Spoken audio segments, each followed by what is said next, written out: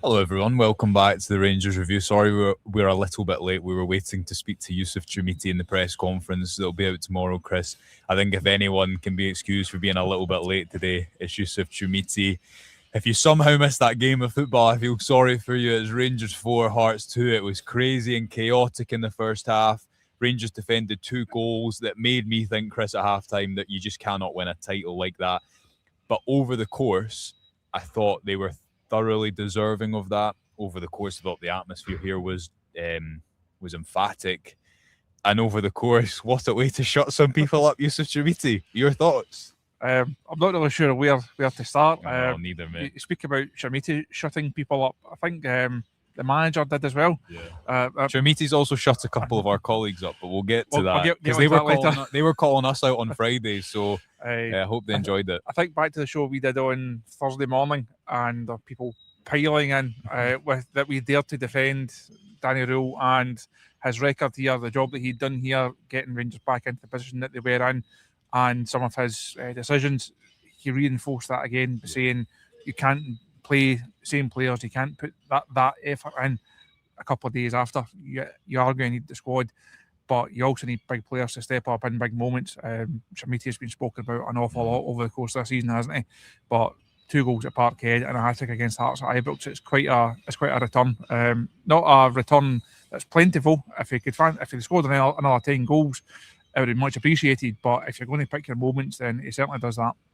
I actually don't know where to begin. We're obviously going to be live in the morning as well for an extended show, and so we'll get into as many talking points and comments then as possible.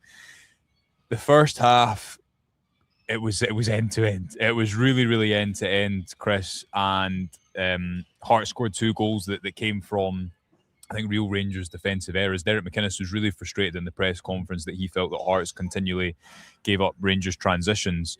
But over the course, I thought the difference today was generally Rangers made Hearts play the game on their terms. And we spoke pre-match about this is a big side, this is a physical side.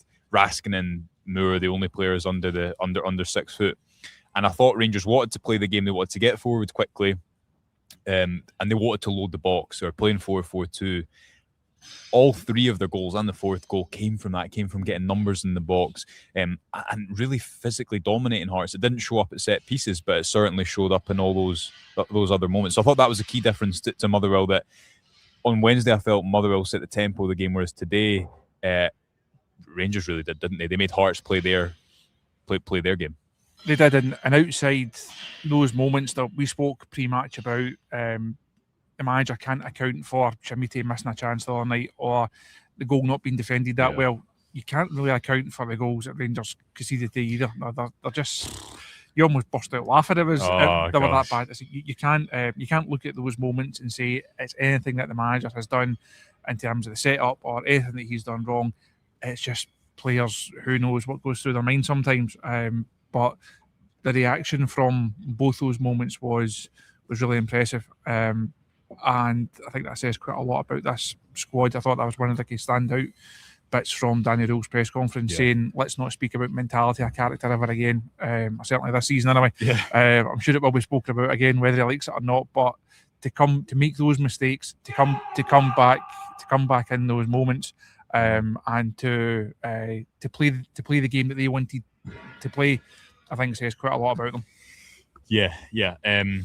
On an individual basis. So I think that if the first half's end to end, I thought in the second half, Hearts changed shape and it felt like in a way that suited Rangers. But they went 4-4-2. They went Nadiri and Chumiti up top.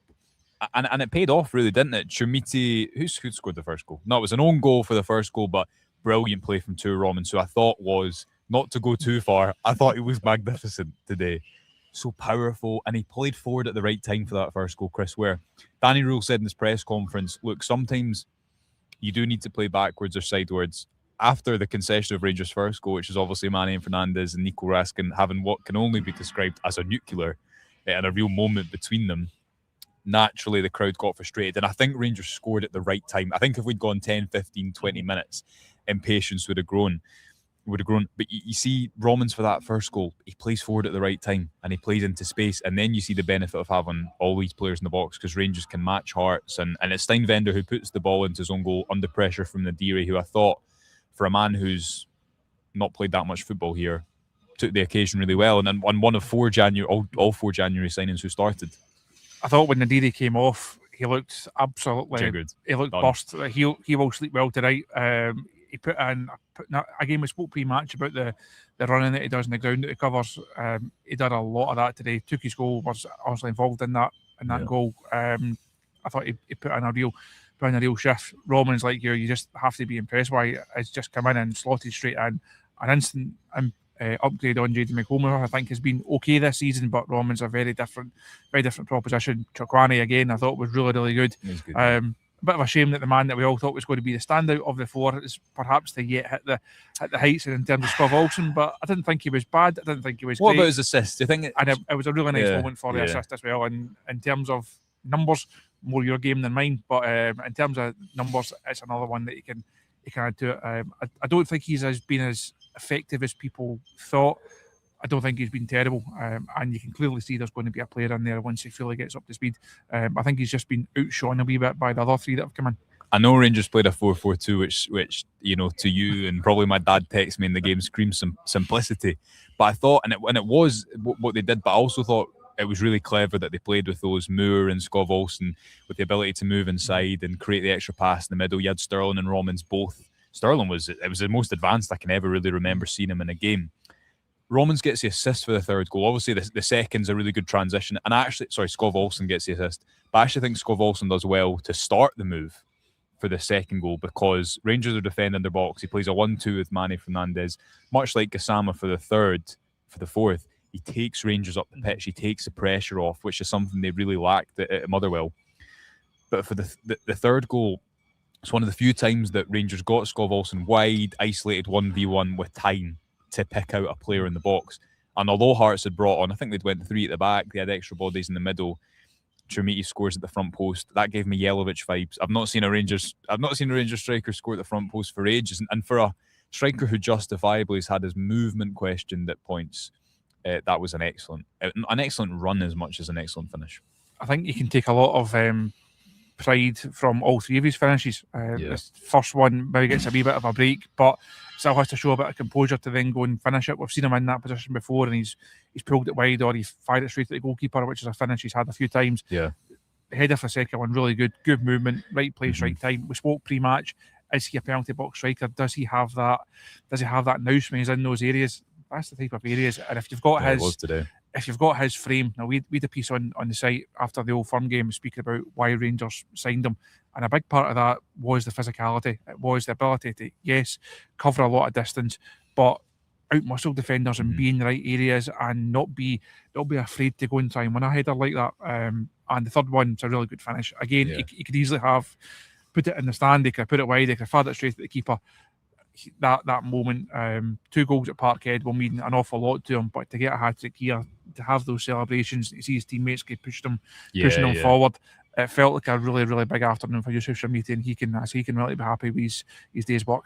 I mentioned for Blair, who's behind the camera, who did call Jeju Gassama as the impact sub. And that, again, for the 4th goal, he carries Rangers up the pitch. He picks the pass out. Diamande makes an excellent run to create the shooting chance for Trumiti.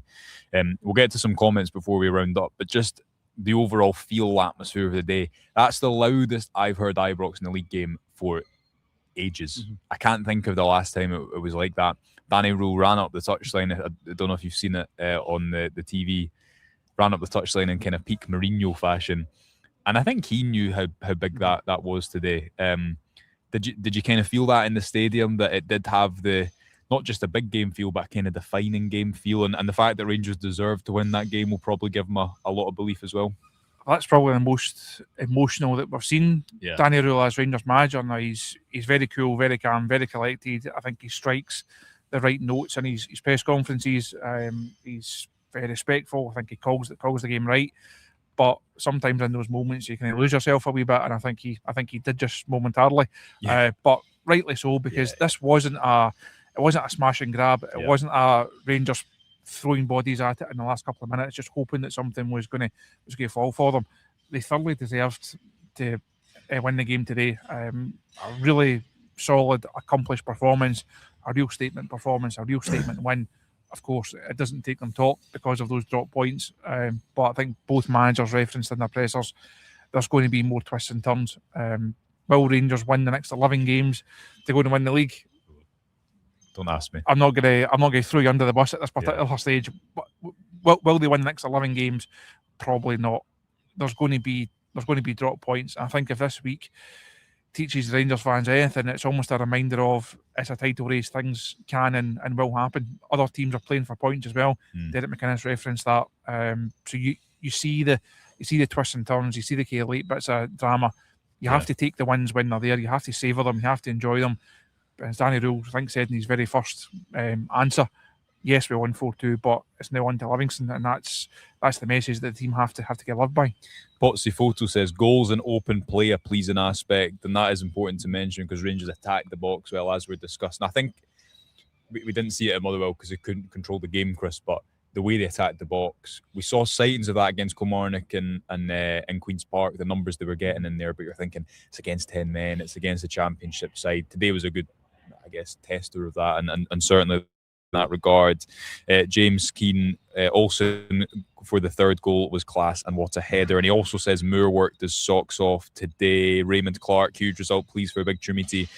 Mikey Moore, I thought, was really good. And speaking to Joe Sked from Hearts Standard today, and he was saying the difference watching Mikey Moore today compared to the 2-0 game under Russell Martin was stark. And again, a reminder of how a lot of players have grown since that day in a performance which is unrecognisable, even if you just look at the physicality.